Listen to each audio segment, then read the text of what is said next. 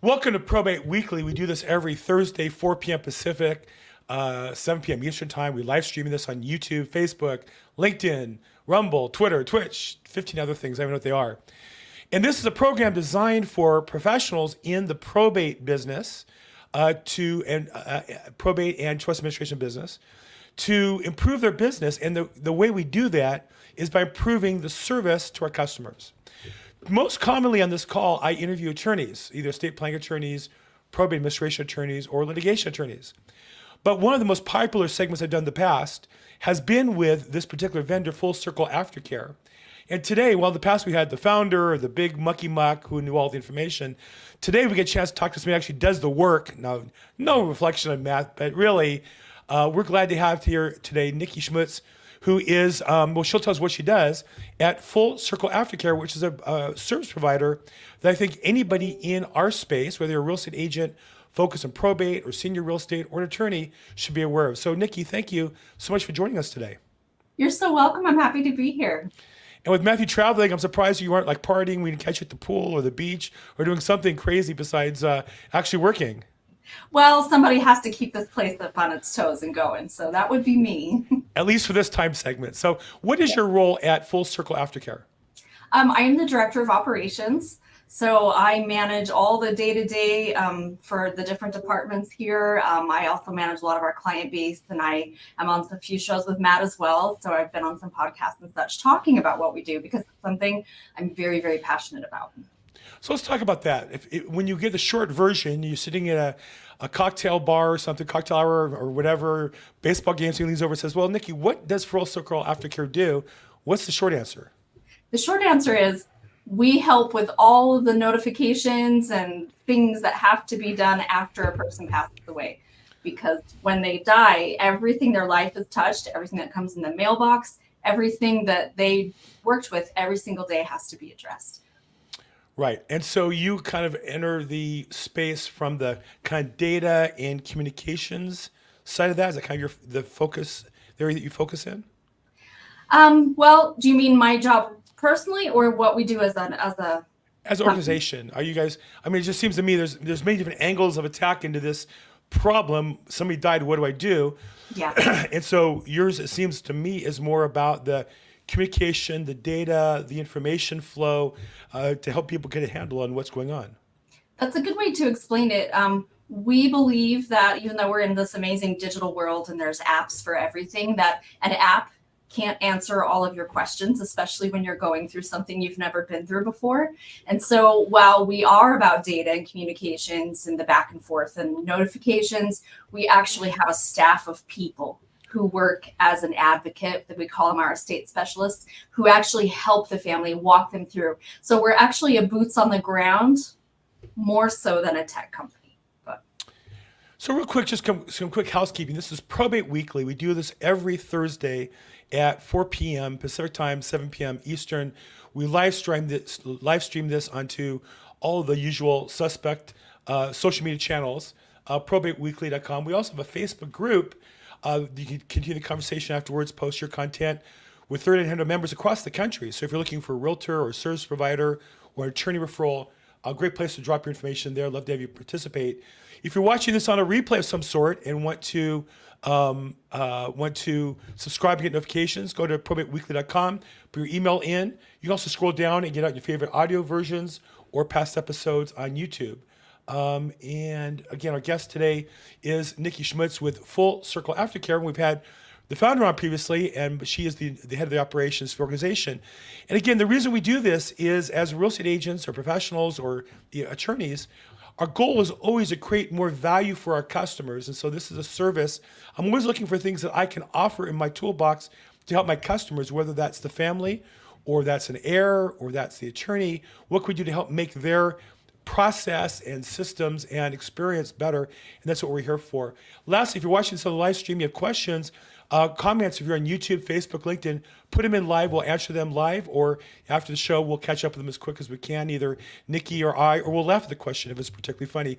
Finally, feel free to put your networking information. We want to do business together. This is about building our mutual business and creating a team. So Nikki, what do you see is the biggest problem I know for me, I think it's mostly just the overwhelm of the size of the enormity of the task. Meaning, people say, "Oh, they passed away. All they have is a house. So how hard can it be?" The answer is, it's a lot harder than they would imagine. What do you see as the biggest problem that people face that they come to you for help for as an organization?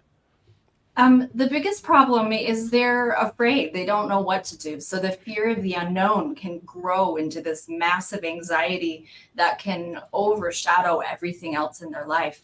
And what they actually need is just someone to help them break it down, because it's just a bunch of tasks. Any one of us can get on the internet and look up what we need to do, but it's knowing exactly how to tailor that information to our specific situation. That's where we come into play. So let's talk about, there's a number of different areas that you guys really focus in on. One is government benefits. Talk about how you help guide the heirs or the administrators or the professionals through the maze of government benefits that might apply to a decedent. Well, the biggest question we get is social security. There's like this cultural fear of social security. People are afraid of actions that may be taken, or losing their payments, or not getting their benefits. And one of the biggest things we do when it comes to those government benefits is we just get on the phone and help them through the process. So we actually call Social Security with the family, as long as, we're going to look and see if they qualify for the benefits, if they're eligible for those. But we actually walk them through the process and speak the things for them on the phone so that they don't have to remember what to say. But we do the same thing with the VA. If it's a federal employee, through OPMs, the Office of Personnel Management. If they work for the railroad, there's so many different things that have different rules. And that's what we specialize in, is being able to direct them on the correct course. So some of the areas that people are surprised to find out that I've been aware of is, for example, Social Security. Sometimes there's one spouse who's a breadwinner, one has none. The spouse might have had benefits because they had put money aside, but when they pass, there's a benefit to the spouse or children, correct? Yes, under certain circumstances. So Right. it can get pretty complicated, but Right. yes. Right. And so it's worth checking into. And then also VA, I know because my father-in-law was a veteran and entitled to care, that it wasn't easy getting her set up with all the various benefits. She was entitled to certain pensions. He was entitled to a pension, and as a result, she was after he passed, and medical benefits and things like that. So those are things that you help with as well. Oh, absolutely. And there's many different types of veterans as well. There's some that only served a few years. There's some that retired career military, and those are actually different offices to call. So that's also what we can help pick apart for the family. One of the areas that I know also trips up my customers all the time is financial institutions. Now, one of the things drives me nuts, I don't know if it's true nationally, but in California, the common requirement is the banks want a original wet signature of the letters of authority with a little stamp riffled on it. And I feel like, in 1960, that was great technology. But today, it'd be easier to counterfeit that because the banks could go online and check the status of the real letters of authority on LA County, for example. Talk about that. Is that a common problem for families, and how do you help them with that? Absolutely. It's a very common problem, especially in families that haven't done any estate planning. So if they've done some estate planning, they've usually put some things into place to avoid a lot of that red tape. But if they haven't, first we're going to look at their estate and see whether they need a full probate, or if they can just go file a small estate affidavit down in the county office. But you're right, there is no other way around that besides a paper trail that goes through the county court, and they have to take those papers into the bank. So the great way to avoid that is to encourage people to pre-plan their estate. So they have a estate plan in place. That way they have at least a transfer on death on their bank account, or they have a joint, some way that they can bypass the complicated process. And these banks are shameless today. I have a case right now where our decedent had numerous bank accounts at First Republic Bank, which was a bank to the wealthy, bank to the successful. They went out of business, of course, because they were reckless.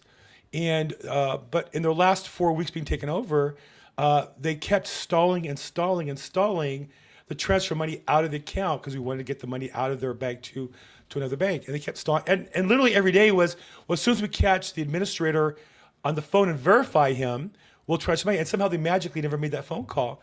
And after 4 weeks, they said, sorry, now we're taken over by Chase. And literally my client's attorney has filed a order to appear at Chase Bank to show up in court over millions of dollars that they're entitled to There's no reason why not. They've given a reason why not. But the banks, they don't care, and they get paid either way. They're not, nobody's gonna lose their job by not giving money. And so I think for those of you and us who have modest bank accounts, and we think, well, they have to give me my money, they really don't. And I think it's important to learn how to work with them. So you must have people on the phone with various banks around the country pulling their hair out all the time on this stuff. Well, we actually will when I there's didn't say problems. that. I'm sorry. Hold on. I don't want to create kind of employee problems, but somehow you guys must figure this out because it would drive me crazy. Yes, so this is where we have attorney referral partners. So if the family situation is really complicated, if there's a lot going on, we're going to refer to the proper professionals because we are not attorneys here at Full Circle. We are the advocates that walk families through. So it's highly important to have a whole network of people so that you can send your family to the correct professional when they do need that extra help. So far we've really talked more about what I would call the hey Audra, thank you for the kind comment. Um, um, Kind of technical, hard technical piece. But I know that the guiding principles, and I know that what distinguishes you guys is the soft skills, the compassion, the empathy, the listening when people have. Talk a little bit about that, how that enters the process. On one hand, you got to get your job done, I'm sure. On the other hand, part of the job is making sure the customer feels cared for. Oh, absolutely. We have an amazing team of estate specialists. So there is no one kind of training you could go to school to learn everything that we teach our employees here. It's a hodgepodge and a mishmash of so many different industries that we train well. So we have systems in place to support our estate specialists, but we really thrive on hiring people who are caretakers. They're coming back into the workforce. Maybe they've been a stay-at-home mom like for 15 years, like I was before I started working here. I started on the phones as an estate specialist before moving up into management. And what I find and I see in all of our employees is they're not just talking to another family. They're talking to a family they care about helping, and they become the advocate. So while on the phone we have empathy, many of us here have been through loss. We understand the grief stages and how that goes, but we also become advocates and voracious advocates if needed when we're talking to, credit cards or Social Security. We're going to make sure that family is represented. So far we've really talked about your service to customers, but another whole area and kind of what intrigued me and has caught me to introduce you to our team has been your partnership program where you can be offered by partners to their customers directly. Now, I noticed on your website that under Become a Partner, the two primary categories that you list, which tells me that's where most of your business comes from or is involved with, are funeral homes and hospice. Describe a little bit how a funeral home and or a hospice facility or center would use your service as part of their business. Absolutely. So with funeral homes have this amazing service where they're helping the family deal with the body and have the funeral services. And there was a study done with Johnson Consulting that said 70% of families wish they had more support after the funeral service was over. And our funeral professionals don't have time to do that. So that's where we come in, is they report those families to us with the next of kin information. And after the services, we reach out to their families and offer help with their estate settlement. It's been a great program. It creates a great way to market in an industry that can be very competitive, but it also creates a goodwill and a loyalty in their customer base as well. I think the loyalty is a big part of it, right? Because everybody wants to know somebody can help them that time, and nobody really knows what to do. It's not like we all spend time shopping on Instagram for our favorite funeral home. It's really a time of need as we talk about it. I'll share with you kind of a story. In college, one of my kind of friends in my team was a son of a funeral facility, a huge funeral home chain, very wealthy. He was really a jerk, the guy. He was just the son of this successful businessman. And so I always had kind of a negative connotation to funeral homes. When my mother-in-law passed, in particular, we were very involved with the director of the funeral home here in LA. And she was so amazing. She was so comforting to my wife. It was just amazing to watch. And I remember when we finally met her in person, I said, "You can't be Marty," because I imagined her to be like 8 feet tall with like lightning bolts coming out of her eyes. She was so powerful and yet so compassionate. And she was just a human being who really obviously cared about people. And so there is a special group of people that have to have a special heart, I think, for that job. Oh, absolutely. Absolutely. And I myself have been through loss. I was widowed at 38.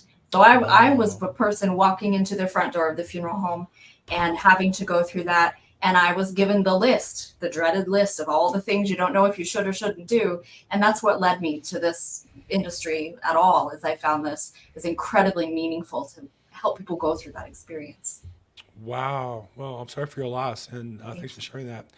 So obviously, partners are hospice and funeral, but we're real estate agents, and I think these are also things that we can offer to people. Now, I don't think every realtor this is appropriate.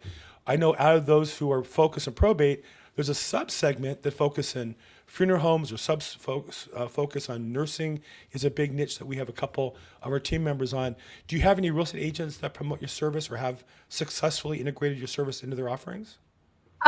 We have some, yes. So what we have found works best is that if they pre-purchase credits to be able to give to their families who are in need of help, and so they're kind of picking and choosing the ones that are the best fit for that to happen. So not everybody. It depends on how much time has passed since the death and how many things have actually already been done.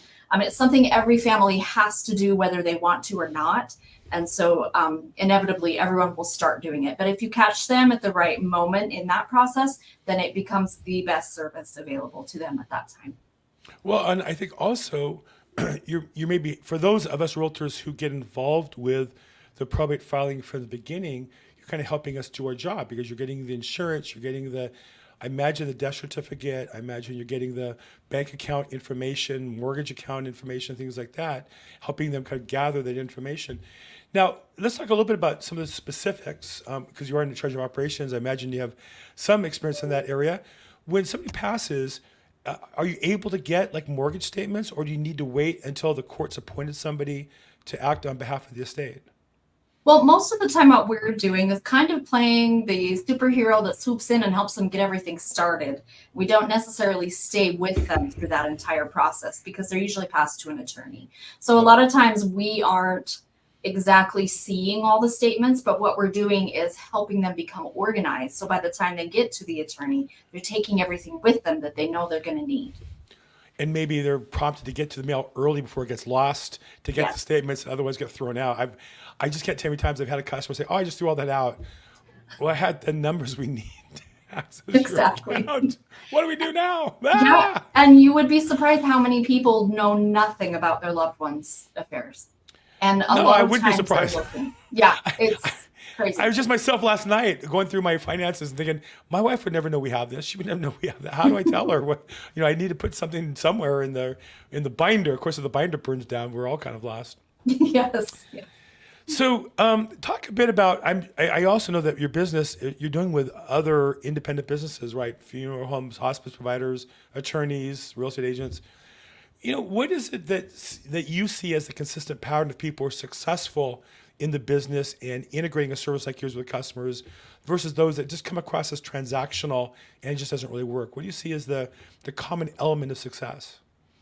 What I've seen across the board is the element that providing a service like ours actually gives less of a transactional feel and more of a caring feel.